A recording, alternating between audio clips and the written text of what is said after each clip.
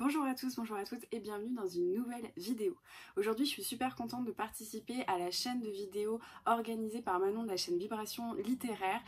par laquelle en fait tous les jours des booktubeurs vont présenter leur coup de cœur de la rentrée, alors pas forcément une actualité mais un livre qu'ils ont lu récemment et donner le relais à un autre booktuber. Donc hier c'était Ludo de la chaîne Prends un livre et détends-toi qui a commencé et demain ce sera une vidéo sur la chaîne de About Estelle, donc je vous mettrai son lien en barre d'infos et du coup aujourd'hui c'est moi. Si vous me suivez déjà sur la chaîne en temps normal, vous le savez déjà, mais si c'est pas le cas, il faut savoir que moi je lis pas trop les actualités littéraires. J'en lis, mais c'est pas le gros de mon compte parce que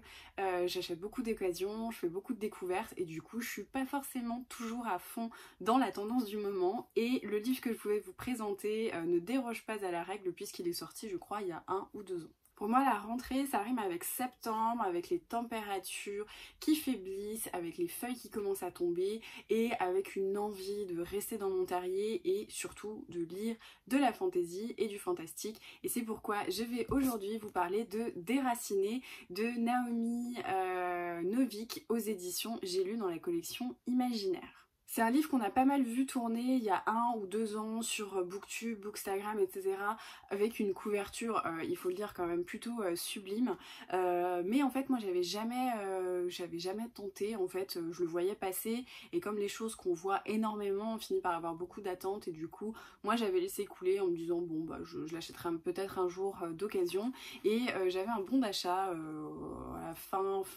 août, début septembre, donc je m'étais dit allez, je vais le prendre, je vais tester et j'ai pas été déçue parce que ça a été presque un coup de cœur. Ce roman pour moi il est à mi-chemin entre du nature writing et de la sorcellerie, donc j'ai vraiment adoré, je trouve que c'est la meilleure période pour le lire. On va suivre Agnieszka qui vit dans le petit village de Dvernik dans lequel toutes les décennies, il se produit un truc un peu particulier. Il y a un mec qu'on appelle le dragon, qui est magicien, qui descend de sa haute tour perdue au milieu de la forêt et qui sélectionne une fille parmi le village qui va partir avec lui et qui sera relâchée 10 ans plus tard.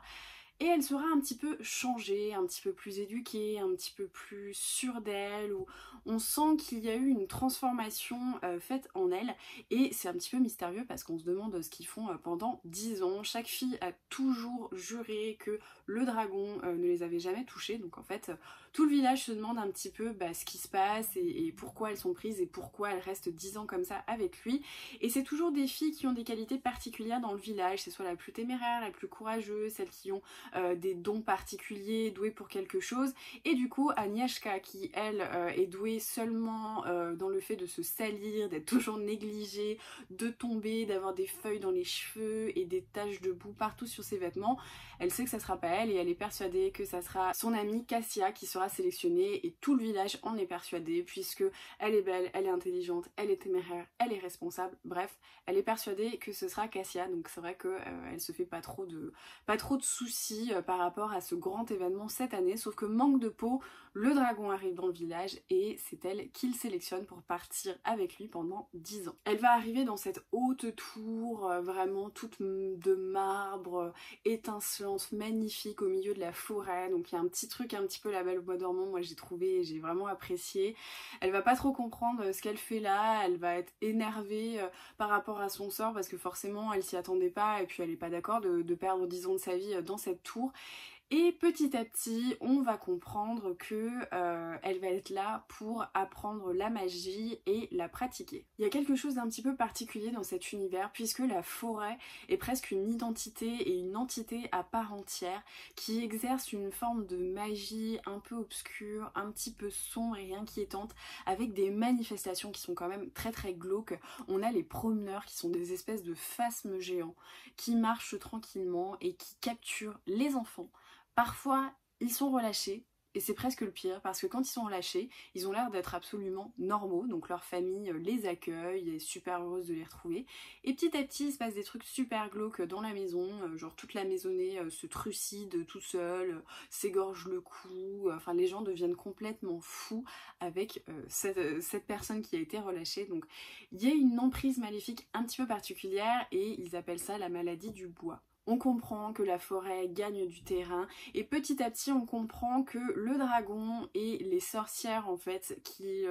dont il fait l'apprentissage comme Agnieszka eh bien, vont être là pour combattre cette entité maléfique et essayer d'endiguer un peu cette magie dans la forêt. Je pense que j'en ai dit assez au niveau de l'intrigue, mais c'était vraiment un petit coup de cœur parce que j'ai adoré la pratique de la magie et le fait qu'on mette en avant des sorcières comme Agnieszka qui sont pas forcément la sorcière la plus glamour. Il y a eu un lien avec la forêt, les esprits de la forêt et cette ambiance vraiment de forêt sombre, humide avec des petits craquements de branches et de feuilles un petit peu au loin. J'ai trouvé que cette ambiance était géniale. J'ai beaucoup aimé la personnalité d'Agnieszka que j'ai trouvé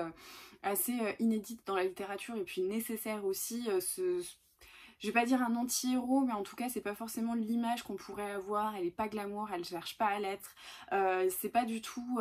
l'image qu'on pourrait avoir. Enfin je trouve que souvent en littérature on a quelqu'un qui va être un petit peu négligé, décrite comme négligée, et puis petit à petit elle va prendre de l'ampleur et là devenir une femme incroyable et magnifique. Non, on n'est pas du tout là-dedans, on va pas essayer de la pervertir et d'en faire un espèce d'exemple de sorcière glamour. Elle reste comme elle est, fidèle à elle-même, et en elle on va voir un lien un peu particulier avec la magie et les liens avec la nature et la forêt que j'ai trouvé vraiment super intéressant. Donc j'ai beaucoup aimé cet aspect. Et puis j'ai trouvé que ce qui était très intéressant, c'est que la pratique de la magie et l'univers en fait qui était créé s'étendait sur plusieurs générations avec des histoires de royauté, de complot, de magie au sein du royaume, de personnalités royales qui avaient été